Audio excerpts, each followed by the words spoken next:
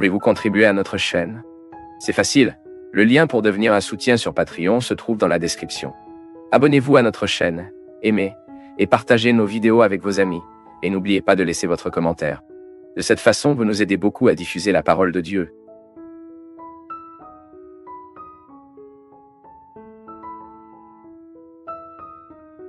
Vous savez que parfois nous n'avons pas besoin de savoir à quel point ce que nous avons est important.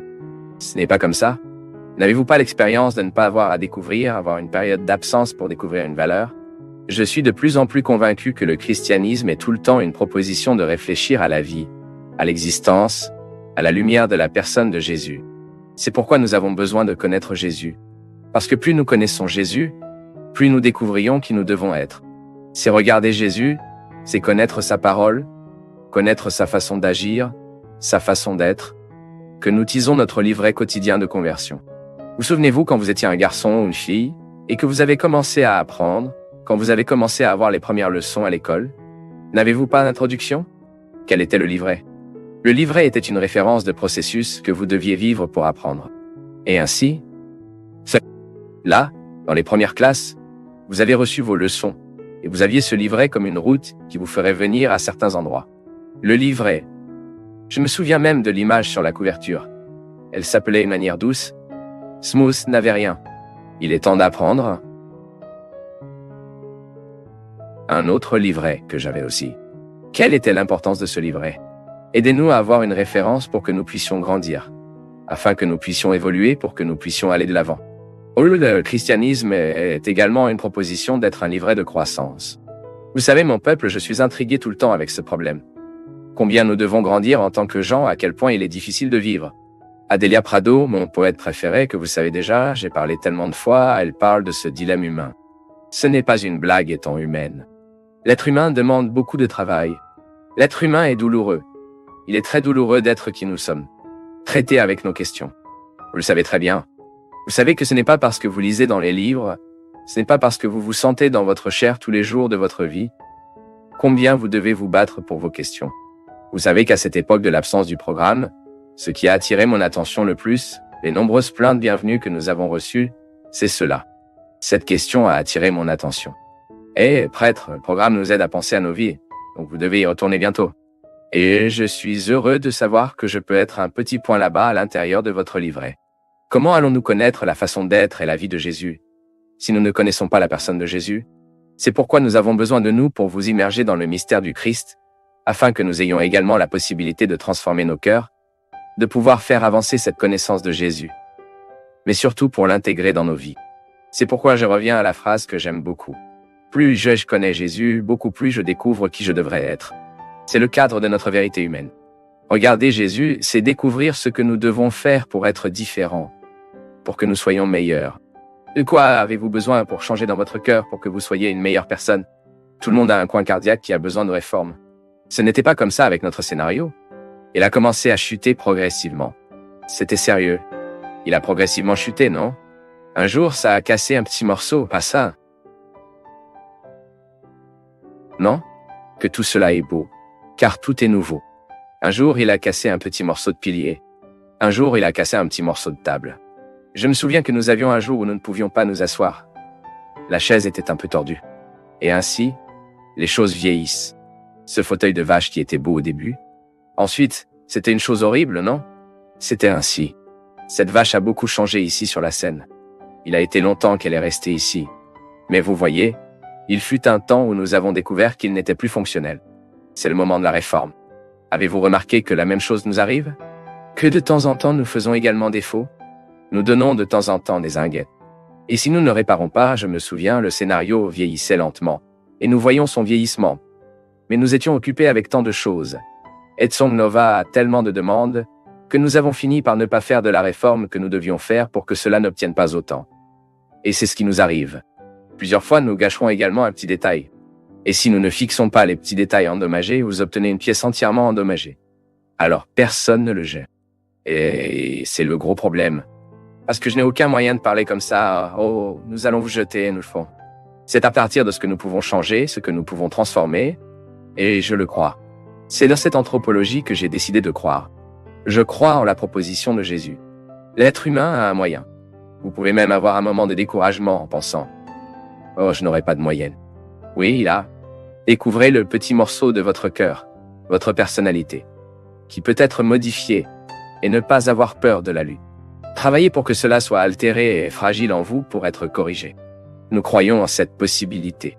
Mais quelle est notre référence à réparer? Parce que parfois, dans une tentative de réparer, nous empirons. Regardez Jésus. C'est donc mon peuple que notre parole ici n'a pas de sens, elle est détachée de Jésus. Parce que lorsque vous éteignez la télévision, lorsque cette lumière s'éteint, ce nouveau et beau scénario n'est plus devant vos yeux.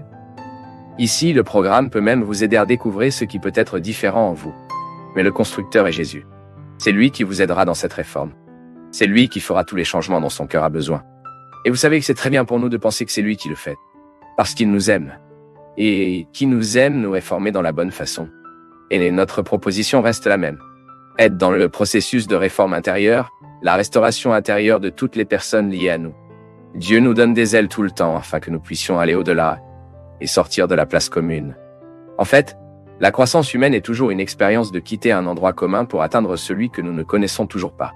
Oui, aventure humaine consiste en quotidiennement, nous bravons ce que nous sommes pour braver qui nous sommes. Celui qui découvre la valeur de la connaissance de soi et identifie quels sont les outils de la vie quotidienne qui peuvent favoriser la connaissance de soi, ne voudront jamais abandonner ce droit. Ensuite, nous avons une vie de qualité. Car une vie ne peut avoir de qualité que ce qu'elle est reflétée. Vous pouvez voir, nous vivons mal quand il ne reflète pas la vie qui vit. Parce que nous n'avons pas ce temps, cette expérience extrêmement positive d'évaluation de ce qui vit. L'autodomination n'est pas une réussite que nous atteignons du jour au lendemain. Ce n'est que dans l'effort quotidien de nous enquêter sur qui nous sommes. D'aller au fond de tout ce que nous ne connaissons toujours pas. Car il se bat mieux avec celui qui se connaît. Il y a toujours un risque, mon peuple. Nous faisons un jeu contrairement à ce que nous devons faire.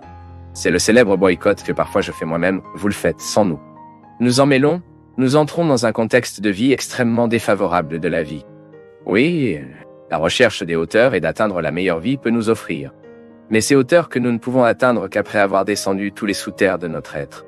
Il n'atteint que les hauteurs qui ont eu le courage de descendre dans le métro de l'être. Là où vous vous connaissez en profondeur. Découvrez votre système. Comment fonctionne votre système? Comment fonctionne votre corps? Oui, parce que nous sommes différents. Je suis sûr que comme je parle, vous pensez à votre vie. Comment manquez-vous cela? Nous sommes post-modernes, nous sommes dans un contexte où la communication est très facile. Nous nous parlons avec une grande vitesse. Nous nous déplaçons beaucoup plus rapidement. Ce sont des réalisations, bien sûr des valeurs, mais elles nous causent également des dommages car nous sommes de moins en moins affectés, moins susceptibles de l'expérience du vide. Ce n'est pas ce vide désagréable qui peut générer une dépression, par exemple, la souffrance aiguë. Non, c'est le vide. Lorsque nous en faisons l'expérience, c'est ce vide qui nous donne un silence. Car nous ne nous remplissons pas de ce qui est en plein air. Ensuite, vous traitez votre solitude. Il concerne ta solitude. C'est toujours un risque pour nous de mourir inconnus de nous-mêmes. Parce que le processus de connaissance de soi, il est confondu avec la maturité spirituelle. C'est la même chose. Si vous verrez la vie des saints, ils ont progressé dans la vie spirituelle et dans la vie de la sainteté telle qu'elles avaient la maîtrise d'eux-mêmes. Bien que nous soyons humains, nous avons des constitutions différentes. J'ai besoin de plonger dans le sous-sol de mon être afin que je puisse connaître mon statut. Plongez dans le sous-sol de votre être pour accéder à votre statut. La loi est comme notre manuel d'exploitation. Mais la vie humaine, si nous ne lisons pas ce statut, qui est personnel, non transférable, nous ne pourrons jamais faire de cette foi une réalité dans nos vies. Vous êtes-vous déjà arrêté pour penser que parfois vous ne faites pas d'évaluation de la vie dans laquelle vous vivez?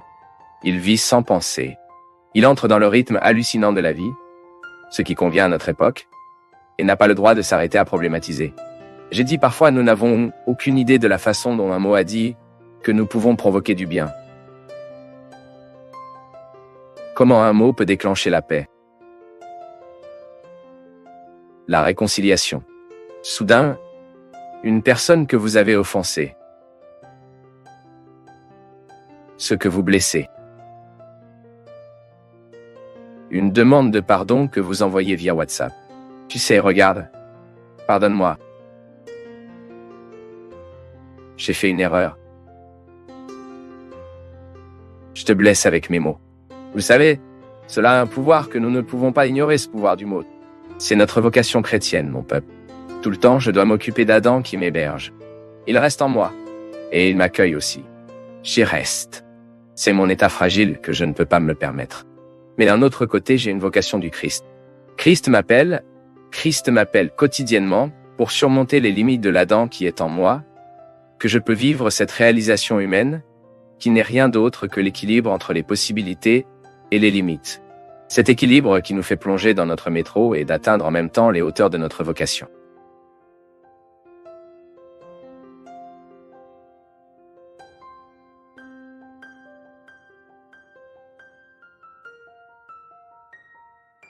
Pour nous du Path of Faith, c'est toujours une joie d'être avec vous en ce moment. Partagez vos perceptions sur le sujet d'aujourd'hui dans les commentaires, montrez votre soutien en aimant la vidéo et aidez à la partager en l'envoyant à vos amis.